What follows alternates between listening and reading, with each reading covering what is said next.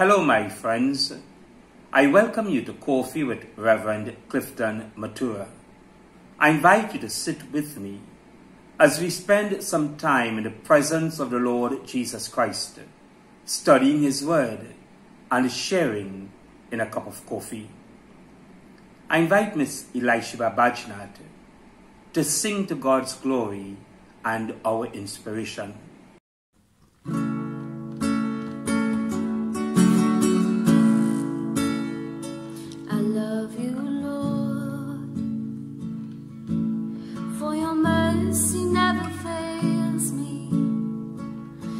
All my days I've been held in your hands. From the moment that I wake up till I lay my head, oh, I will sing of the goodness of God. And all my life you have been faithful. All my life you have been so good. With every breath that I am able, oh, I will sing of the goodness of God. I love your voice, and you have led me through the fire in darkest night. You are close like no other. I've known you as a father, I've known you as a friend. Oh, I have lived in the goodness of God. 'Cause all my life you have been faithful, and all my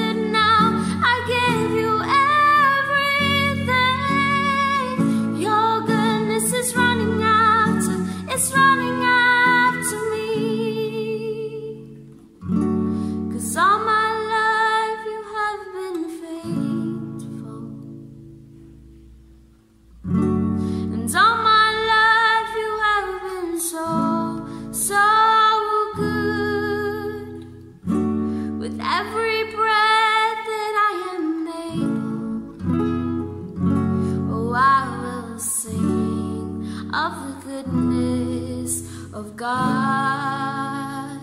Oh, I will sing of the goodness of God. Thank you, Miss Elisheba. Our scripture reading comes to us from the Gospel of Luke chapter 2, verses 41 to 51. This portion of scripture will be read to us by Miss Diana Jacob. Our scripture lesson for this morning is taken from the Gospel of Luke, Luke chapter 2, verses 41 to the end. Now his parents went to Jerusalem every year at the feast of the Passover. And when he was 12 years old, they went up to Jerusalem after the custom of the feast. And when they had finished the days, as they returned, the child Jesus tarried behind in Jerusalem, and Joseph and his mother knew not of it. But they, supposing him to have been in their company, went a day's journey, and they sought him among their kinfolk and acquaintances. And when they found him not, they turned back again to Jerusalem, seeking him. And it came to pass that after 3 days they found him in the temple, sitting in the midst of the doctors, both hearing them and asking them questions. And all that heard him were astonished at his understanding and answers. And when they saw him, they were amazed. And his mother said unto him, Son, why hast thou dealt with us?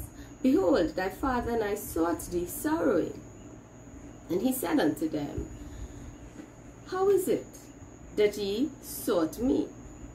Wist it not that I should be about my father's business? And they understood not the saying which he spake unto them. And he went down with them, and came to Nazareth, and was subject unto them. But his mother kept all these sayings in her heart. And Jesus increased in wisdom and in stature and in favor with God and man. This is the end of this morning's scripture reading. May God add his blessing to the reading, hearing, and understanding of it. Amen. Thank you, Miss Diana. Mary, Joseph, and Jesus had all gone to Jerusalem to worship as a family. After the worship service ended, Mary and her family, together with the other families, began the journey back home. After a little while, both Mary and Joseph began to look for Jesus among the travelers. Not finding Jesus, they journeyed back to the temple, only to find Jesus sitting among the leaders, having a discussion with them.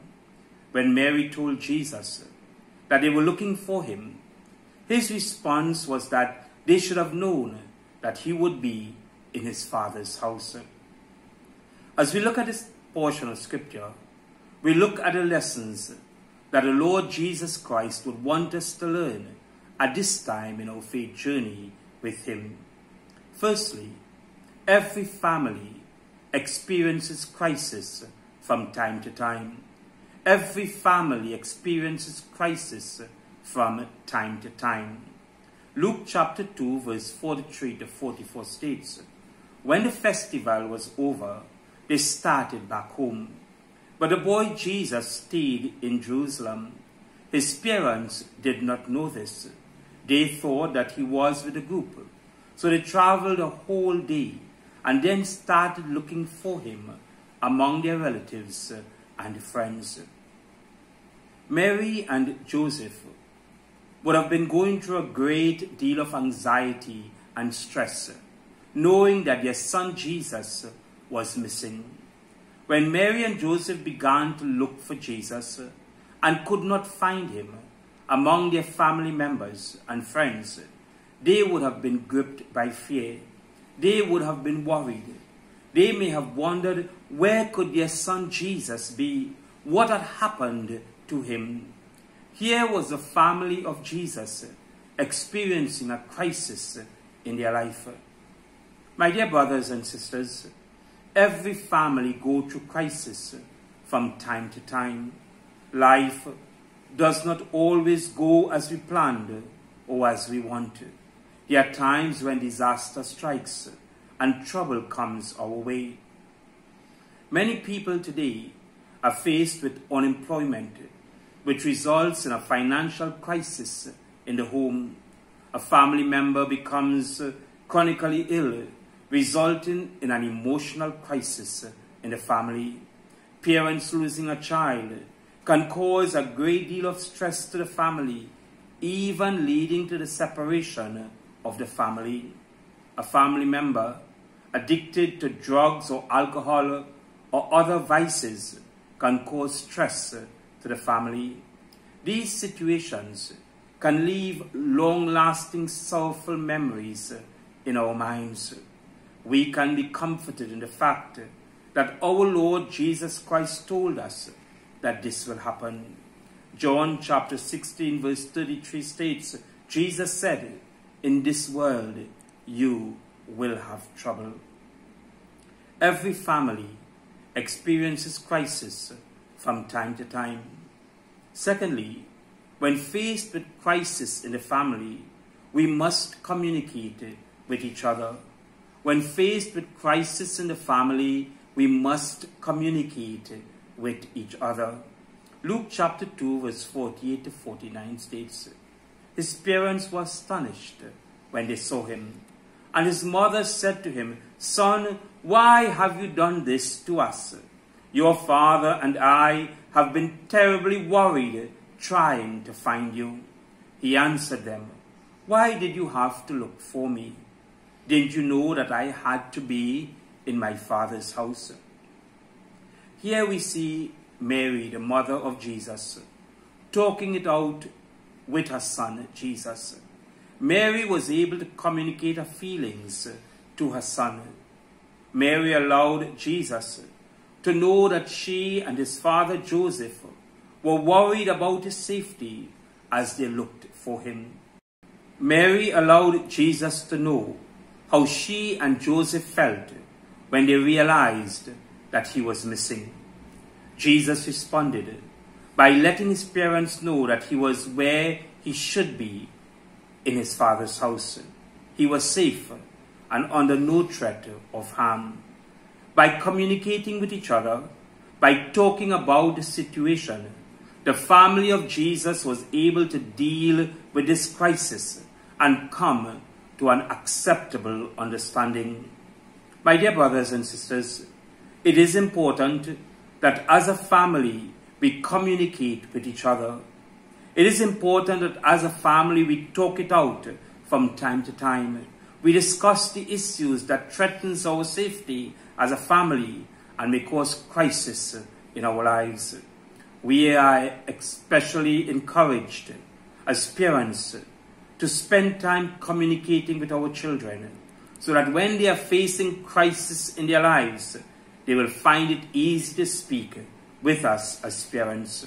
Apart from your regular meal time as a family, apart from your regular worship time as a family, you can set aside a time when the family can share in a cup of tea or some leisure time so that the habit of communicating with each other can be developed. Families where parents and children find it easy to communicate with each other can quickly handle the crisis that they may face in life. My dear brothers and sisters, today we learn two lessons from Holy Scripture. Firstly, every family experiences crisis from time to time. Secondly, when faced with crisis in the family, we must communicate with each other. Let us come to Almighty God in prayer. Let us pray. Almighty God, our Heavenly Father, we thank you for your presence and your word. Help us, O God, to continue to learn the lessons of life from Holy Scripture. Today, Father, we are especially grateful for your gift of mothers. We thank you for mothers throughout this land, mothers who make the sacrifice to nurture and mold the lives of their children, mothers who work hard to assist in providing a comfortable home for their family. We pray your continued blessings upon them. May your Holy Spirit fill their lives with joy and peace, especially during this time. We pray that you will bless our homes and families, that you will provide for those who are in need, and you would keep us all safe from this disease known as COVID-19. We pray a special prayer for those who do not have a mother to celebrate, because their mother have been called to the great beyond. We ask you, God, to comfort and strengthen them as they think of their mom. Hear our prayer, for we pray in the wonderful name of Jesus Christ, our Lord and our Savior. Amen.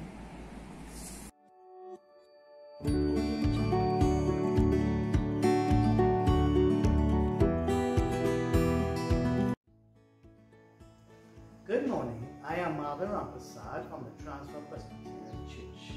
In Exodus chapter 20 verse 12, it says, honor your father and your mother. This morning, on the celebration of Mother's Day, we are reminded of God's commandment to honor our mothers and to say thank you for your endless love. Being a mother is not only a privilege, but a great responsibility that God has entrusted on you. Proverbs chapter 31 verses 10 to 20 speaks about the virtues of a woman who fears the Lord. On behalf of the Transfer Presbyterian Church, I take this opportunity to wish all mothers happy Mother's Day. May you have a blessed and wonderful day. Good morning, ladies and gentlemen, boys and girls. On behalf of the Diamond Presbyterian Church Local Board and myself and my family, I want to wish all mothers a very happy Mother's Day. May God continue to bless you all and take care of you during this time. I also hope and pray that as mothers, that you will continue to be living examples to your children in terms of your dedication to God and serving Him. May you all have a wonderful day. Thank you. My friends, I thank you for joining us for Coffee with Reverend Clifton Matura. I want to join my voice in also wishing all mothers a happy Mother's Day. Friends, I encourage you to call your mothers on the phone or using any other media platform to wish your mom a happy Mother's Day. God bless you, my friend. Stay safe and cheers.